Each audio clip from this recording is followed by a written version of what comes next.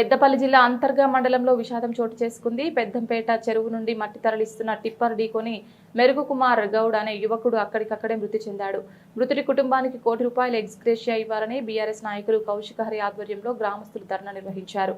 అధిక ట్రిప్పుల కోసం మట్టి బూడిద రవాణా చేసే ట్రాక్టర్ టిప్పర్ డ్రైవర్లు గ్రామంలో ర్యాష్ డ్రైవింగ్ చేస్తూ విధ్వంసం సృష్టిస్తున్నారని గ్రామస్తులు ఆరోపించారు.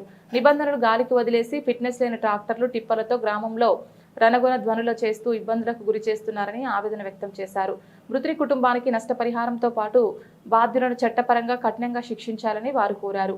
ఇప్పటికైనా సంబంధిత అధికారులు స్పందించి ఓవర్ స్పీడ్ ఫిట్నెస్ లేని బండ్లను సీజ్ చేసి ప్రజల ప్రాణాలను కాపాడాలని వారు విజ్ఞప్తి చేశారు.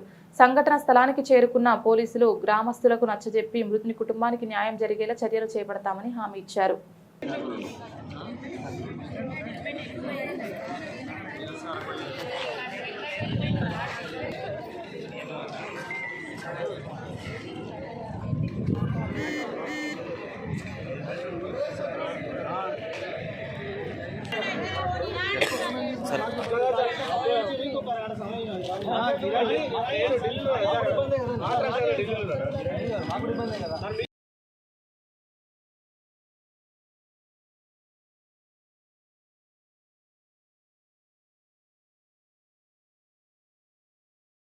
ఒక దురదృష్టకరమైనటువంటి సంఘటన జరిగింది.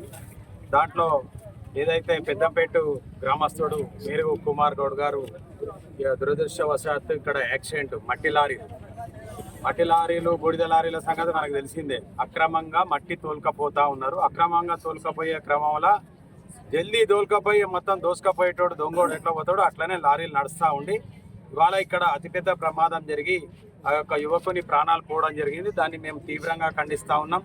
అదేవిధంగా ఇక్కడ అన్ని రకాల పార్టీ సోదరులందరూ కూడా ఉన్నారు.